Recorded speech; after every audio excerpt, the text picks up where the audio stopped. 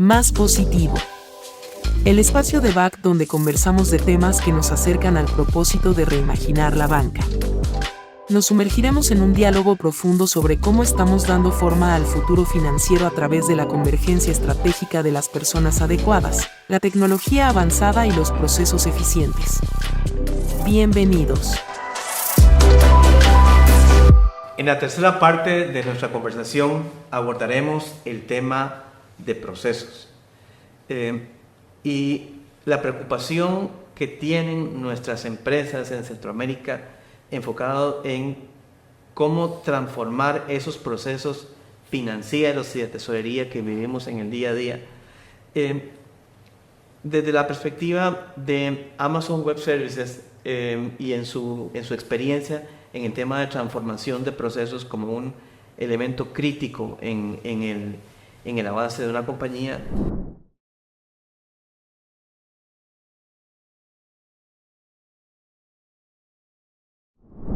Bien, para nosotros hay un punto clave que es siempre comenzar pensando en el cliente, ¿no? ¿Qué es lo que está haciendo ese proceso?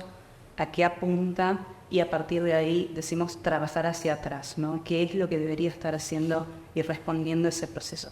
Si pensamos en procesos de conciliación, tenemos cuestiones quizás a veces que tienen que ver con regulaciones, compliance, pero muchas veces encontramos y hablamos antes de los Exceles, de los procesos que a veces traen vicios que las compañías y los años en el mercado han llevado, ¿no? La famosa deuda técnica. Entonces, una de las cosas clave que tenemos que ver es, por un lado, pensar en el cliente, cómo ese proceso me está afectando en el cliente y qué puedo hacer para mejorar al final del día la vida de ese cliente y todos los clientes internos también que están involucrados con ese proceso, pero también entender si ese proceso es necesario y en función de esas dos variables ahí empezamos a trabajar cómo ese proceso, cuál es la mejor forma de adaptación de ese proceso.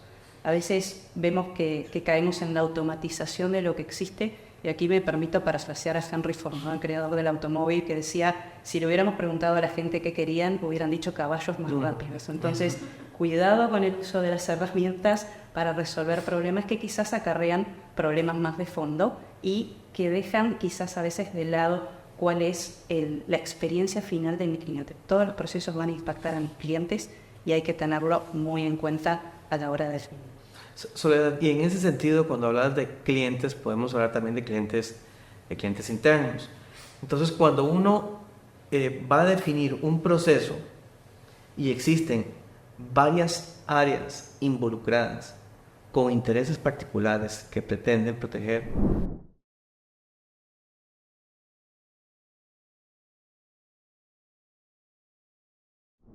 a veces confundimos lo que se llama tradicionalmente como la resistencia al cambio y en verdad por debajo de eso está el temor de las personas de dejar algo de lado, ¿no? De qué es lo que van a perder, ya sea de su conocimiento, de su trabajo, del poder de alguna manera que generan en esas áreas particulares. Pero como te decía antes, y lo he visto de primera mano, cuando comienzan los procesos a definirse pensando en una necesidad clara de un cliente, logramos empatizar con ese cliente, es impresionante y los clientes con los que trabajamos nos dicen, ellos mismos se sorprenden de cómo quedan de lado las diferencias internas para pensar en resolverle la vida o facilitarle la vida a esa persona que pueden ser ellos mismos, sus madres, sus padres, alguien de su círculo cercano. Entonces se trabaja mucho en esa definición basada con el cliente, pensando en esas necesidades, empatizando con esas personas y a partir de ahí es impresionante cómo las discusiones internas se focalizan a la resolución de los problemas del cliente y a partir de ahí, por supuesto, viene toda la parte de implementación, ¿no? Pero cuando se define un norte es clave poner al cliente en el centro. Ok, pero siendo bien puntual respecto a porque este es un tema que consideramos crítico, estás partiendo de que si hay que transformar un proceso que tiene intereses particulares, se debe iniciar por un ejercicio de empatía, un ejercicio de trabajo con las áreas que han sido que se van a ver afectadas o beneficiadas. Ese es el primer paso para la transformación de un proceso, esa sesión de empatía y de entendimiento de afectación. Claro, y más que transformación quizás es del entendimiento de la necesidad y del problema real que estamos resolviendo. como decía antes, muchas veces vemos que se arrastran las cosas que se venían haciendo, las deudas, llegué y esto estaba así. Y en el día a día de las empresas, que es sumamente vertiginoso, queda muy poco espacio realmente para estar pensando en hacer las cosas a veces distinto. Y esto es una realidad que vemos muchísimo en los clientes, ¿no? Entonces, entender ese cliente y qué le pasa a ese cliente y cómo ayuda a ese cliente, primero nos pone un norte, ¿sí? Nos alinea como equipo, entonces los intereses son los de resolver esa problemática. Y luego cada uno va sintiéndose parte de esa definición. Luego podemos hablar de cosas menos románticas, quizás que tienen que ver con en cómo se manifiestan estos intereses, que tienen que ver muchas veces con las métricas de cumplimiento, lo que tienen que rendir al final del día las compañías, ¿no? Pero eso creo que es parte de un proceso donde, como decía antes Cintia, tenemos que pensar en esa dirección, en ese norte y cuál es la línea en definitiva de la empresa en la que estamos trabajando para abordar esas necesidades, ponerlas primero y después trabajar para alinear la corporación con el cliente en el centro y no al revés. Sí, y eso, Soledad, qué bien que acotás a Cintia, porque definitivamente esto puede generar tensiones y el tema de la transformación organizacional puede ser en sí el lastre más importante para poder ser exitosos en la implementación de la nueva tecnología.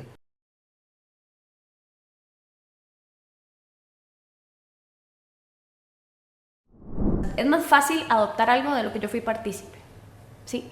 Entonces, si he estado involucrado en la solución al problema, es más fácil adoptar.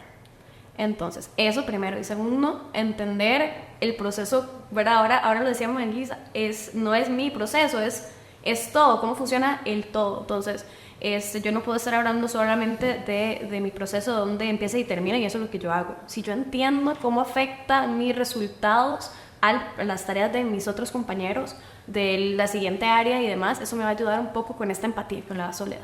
Entonces es involucramiento. Ahora también Marisa hablaba del cerebro colectivo, ¿verdad? Qué rico esas sesiones donde estamos tratando de rediseñar el proceso, de mejorarlo, en donde están las personas de las diferentes áreas involucradas, entendiendo cómo empieza, de dónde viene, de dónde agarro el insumo, esto cómo me sirve a mí para mi proceso, cómo va mi transacción, en qué resultado termina, cómo lo toma la otra persona. Todo ese encadenamiento y todas esas personas con intereses distintos sí, y con perfiles distintos sí, me van a alimentar en ese rediseño, en esa mejora del proceso, y definitivamente eso ayuda a la adopción. Excelente. El involucramiento. Involucramiento, esa es la palabra clave.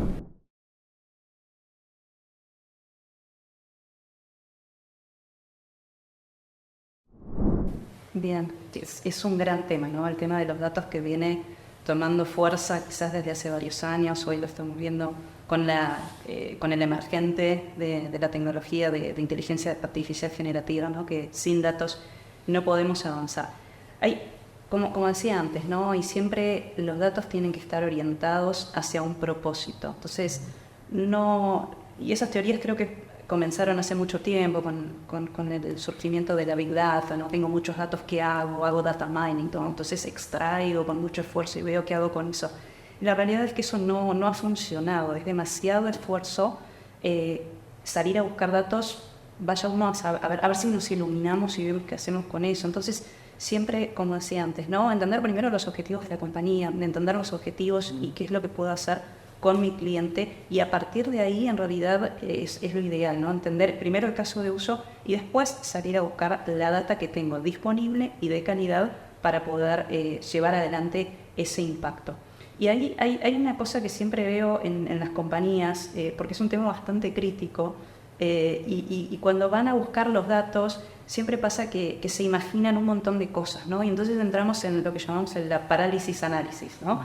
Que es, me quiero imaginar todo lo que puedo hacer, que es infinito, y entonces salgo y veo y busco a ver si consigo datos por las dudas. Y esa la verdad que no es una buena práctica, en general lleva muchísimo tiempo, pero del otro lado hay que entender a veces que para los equipos agregar un dato puede llegar a ser un esfuerzo muy grande de varios meses adicionales, y hay como esa tensión, digámosle, en ese momento de definir cuáles son los datos que necesito. Entonces, entender qué es lo que quiero hacer, qué es lo que quiero impactar, con qué medidas o con qué información voy a entender si efectivamente realicé un impacto puntual o no, Y por el otro lado también tener una arquitectura de datos escalable, ¿no? Que no sea un proceso de meses agregar un dato adicional, porque eso es lo que también genera muchas fricciones a veces en la hora de definir. Pero siempre con los datos es ¿para qué los voy a usar? Esa es la pregunta. ¿Cuál es el propósito? Total. Cuando estamos hablando de prácticas de transformación de procesos,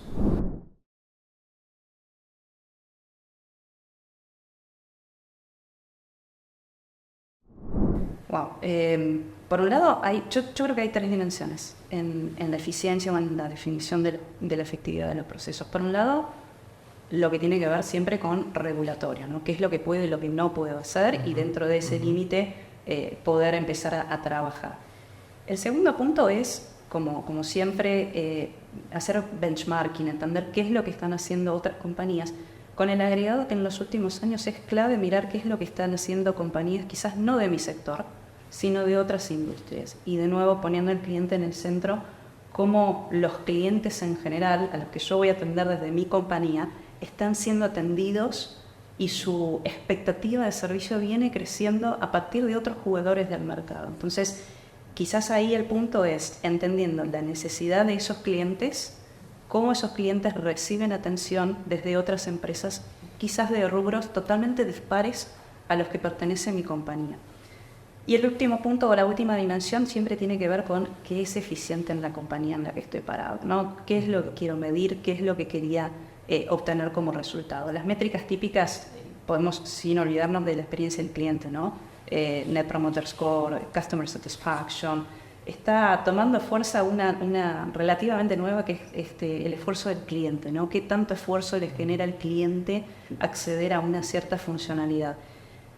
Y luego tenemos velocidad y eficiencia. El problema con la eficiencia es que a veces es un poco engañoso medir, ¿no? Puede ser un proceso muy rápido o de muy bajo costo, pero hay que entender de nuevo, como decía al principio, qué estaba queriendo resolver en primer lugar. No puedes generar un proceso ultra eficiente que resuelve un problema que no le impacta nada. Entonces, siempre orientados al cliente y con esas variables como comentaba.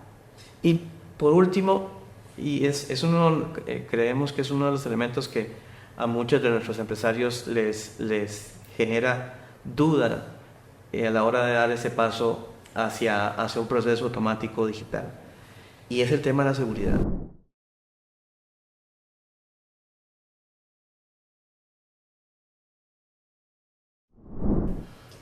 Es interesante porque el tema de la seguridad, un poquito como hablábamos antes, es un ciclo, diría, casi sin fin, ¿no? Todo la ingeniería que está por detrás en ciberataques, en fraudes, son indefectiblemente cada vez más sofisticados. Entonces yo lo primero que diría es, seguro es tener, como decíamos antes, las mejores prácticas, tener la mejor preparación en los equipos de trabajo, en las pruebas que se pueden estar realizando, ya sean de auditorías, de compliance, pentest. Hay diversas formas de probar constantemente la seguridad de los procesos, pero también es clave la capacitación del usuario final, del equipo interno en todas las áreas, no solamente de los equipos de ciberseguridad, sino de todos los involucrados en ese proceso. Y por último, tener un plan concreto para el caso que todo eso falle, ¿no? Y ese plan tiene que estar documentado, explicitado, y el personal interno también tiene que estar capacitado en cómo accionar. Así como tenemos en caso de emergencias, ¿no?, los simulacros de evacuación de los edificios, este punto es tan clave como eso. Tenemos que saber cómo actuar en un momento de crisis, en la eventualidad que suceda algún ataque, que probablemente al paso que van, seguramente en algún momento van a resistir. Sí. Y para ir cerrando ya nuestra conversación, hemos pretendido abordar el día de hoy 3 elementos muy importantes en la transformación digital de nuestras empresas. Y iba a decir ruido, la inteligencia artificial ha generado mucha presión sobre todas las industrias. Y definitivamente el no dar el paso hacia la automatización y digitalización nos puede poner en una posición no muy favorable en un ambiente tan competitivo como el que vivimos. Entonces, lo que hemos hecho el día de hoy es tener una conversación con 3 expertas respecto a temas puntuales, pero temas puntuales que no pueden ser abordados de manera aislada. Y en ese sentido quisiera tener de cada una de ustedes una reflexión respecto a cómo deberíamos manejar este proceso de transformación de una manera comprensiva, holística, de manera que nuestras compañías puedan acelerar su proceso de transformación sin que dejemos alguna de estas componentes importantes de lado. Yo creo que desde el lado, sí, gracias. Yo creo que desde el lado de personas es entender, creo que el miedo que pueden tener los colaboradores en una organización siempre es cómo esto me va a quitar mi trabajo, cómo esto va a impactar el trabajo que yo hago y el valor que yo agrego. Entonces, desde el lado de personas, para facilitar la adopción, para promover la innovación dentro de la organización, para facilitar la transformación, tiene que ver en entender cómo esta tecnología, esta digitalización me va a ayudar, me va a potenciar, me va a habilitar a hacer mejor mi trabajo. O a enfocarme, dejar lo operativo, facilitarme lo operativo y enfocarme en lo más estratégico. Y me va a ayudar a generar más valor. Me va a ayudar a desarrollarme en otras habilidades. Cómo me va a apalancar para mi desarrollo profesional y para generar más valor en la organización. A mí me gustaría referirme a la integralidad de estos procesos y no separarlos en gente, tecnología y procesos, y lo que quisiera rescatar es la visión de los líderes ahora. Porque ahora ya no es un tema de que le delego este tema al área de tecnología, sino que necesito entender que la transformación digital tiene que ver con la organización completa y en ese proceso, entonces, las competencias de todas las personas que necesito tener en la organización. Y volviendo al tema de la inteligencia colectiva, que decía yo al principio, que ya es imposible que el ser humano procese la velocidad de cambio de manera individual, entonces tiene que ser un líder capaz de integrar personas de distintas generaciones con distintos conocimientos. Nosotros desde Amazon tenemos una misión que es muy clara, que es ser la empresa más centrada en el cliente de la tierra. Y con esa misión, cada uno de nosotros estamos empoderados día a día para tomar decisiones en función de qué es lo mejor para nuestros clientes. Cada acción que vamos a tomar nos preguntamos, ¿esto en qué beneficia al cliente y por qué lo beneficia? Antes de hacer cualquier cosa. Totalmente de acuerdo, centrados en el cliente, quién es mi cliente, y en función de ese cliente defino para atrás todo lo que debe ser mi organización para cumplir. Más positivo. El espacio de BAC donde conversamos de temas que nos acercan al propósito de reimaginar la banca.